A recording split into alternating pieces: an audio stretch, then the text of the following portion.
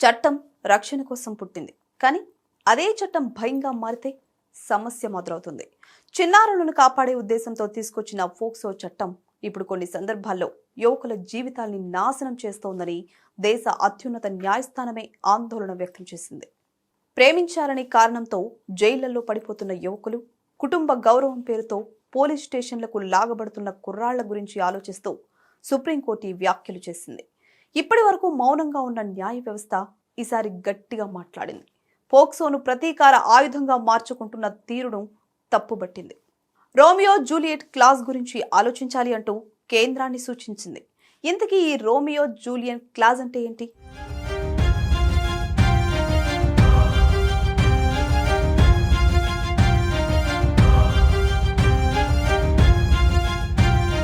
పశ్చిమ దేశాల్లో ఇప్పటికే ఉన్న ఒక న్యాయ ఆలోచన ఇది.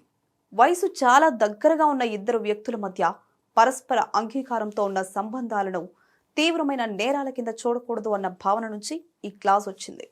అంటే 17 ఏళ్ల అమ్మాయి, 18 ఏళ్లు లేదా 19 ఏళ్ల అబ్బాయి మధ్య ఉన్న ప్రేమను పిల్లలపై లైంగిక దాడిగా పరిగణించకూడదు అన్నమాట. ఇలాంటి సంబంధాల్లో బలవంతం లేదు, మోసం లేదు, దోపిడీ కూడా లేదు అని తేలితే చట్టం ప్రకారం కొంత వెసులుబాటు ఇవ్వాలి అన్నది ఈ క్లాజ్ ఉద్దేశం. ఇండియాలో మాత్రం పరిస్థితి భిన్నంగా ఉంది. పోక్సో చట్టం ప్రకారం 18 ఏళ్ల లోపు వ్యక్తితో ఏ రకమైన లైంగిక సంబంధమైన నేరమే. అందులో అంగీకారం అనే మాటకు చట్టపరంగా విలువే లేదు. దీని కారణంగా స్కూలింగ్ లో ఉన్న ఇద్దరు వ్యక్తులు ప్రేమలో ఉన్నా కుటుంబ సభ్యులు పోలీస్ స్టేషన్ కు వెళ్తే కేసు నమోదు కావాల్సిందే. అమ్మాయి వాంగ్మూలం ఏంటి అన్నది పక్కన పెడితే అబ్బాయి జీవితమే ఒక్కసారిగా తలకిందులవుతోంది.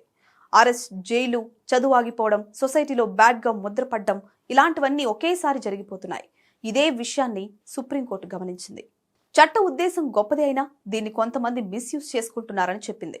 ఒకవైపు నిజంగా వేధింపులకు గురైన పిల్లలు భయం, అవమానం, పేదరికం కారణంగా ఫిర్యాదు చేయలేకపోతుంటే, మరోవైపు కొంతమంది కుటుంబాలు తమ పిల్లల ప్రేమను అణిచివేయడానికి పోక్సోను ఆయుధంగా వాడుకుంటున్నాయి అన్న వాస్తవాన్ని కోర్టు స్పష్టంగా గుర్తించింది. ఇది కేవలం కొన్ని ఘటనల ఆధారంగా వచ్చిన అభిప్రాయం కాదు. అలహాబాద్, ఢిల్లీ, గుజరాత్ హైకోర్టులు ఇప్పటికే ఇలాంటి కేసుల్లో ఆందోళన వ్యక్తం చేశాయి. తప్పు లేకుండా చాలా మంది అబ్బాయిలు నెలల తరబడి జైల్లో ఉండాల్సి వస్తోందని పలుమార్లు కోర్టులు అభిప్రాయపడ్డాయి. అయినా చట్టంలో మార్పు రాలేదు. అందుకే ఇప్పుడు సుప్రీంకోర్టు కేంద్రానికి స్పష్టంగా చెప్పింది. చట్టాన్ని మార్చకుండా కేవలం న్యాయస్థానాల అప్రమత్తతతో ఈ సమస్యను పరిష్కరించలేమని, శాసనపరమైన ఆలోచన అవసరమని సూచించింది. నిజమైన బాలల లైంగిక వేధింపుల కేసులను బలహీనపరచకుండా పరస్పర అంగీకారంతో ఉన్న సంబంధాలను వేరు చేసి చూడాల్సిన అవసరం ఉందని చెప్పింది. అలాగే పోక్సోను దుర్వినియోగం చేసిన వ్యక్తిగత ప్రతీకారాలు తీర్చుకునే వారిపై చర్యలు తీసుకునే వ్యవస్థ కూడా ఉండాలని స్పష్టం చేసింది.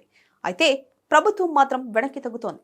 చిన్న సడలింపు కూడా పిల్లల భద్రతకు ప్రమాదమవుతుందని, అంగీకారం పేరుతో దుర్వినియోగానికి తలుపులు తెరుచుకుంటాయని వాదిస్తోంది. దీంతో ఈ రెండు కోణాల మధ్య ఇప్పుడు దేశం నిలబడింది. ఇది ప్రేమకు అనుమతి ఇవ్వాలన్న డిమాండ్ కాదు. ఇది నేరం, నిజం మధ్య గీతను స్పష్టంగా గీయాలన్న ప్రయత్నం.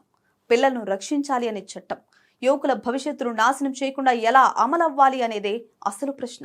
ఈ సమతౌల్యాన్ని సాధించగలిగితేనే పోక్సో నిజంగా న్యాయానికి ఉపయోగపడుతుంది. లేదంటే మంచి ఉద్దేశంతో పుట్టిన చట్టం భయానికి చిహ్నంగా మారే ప్రమాదం తప్పదు.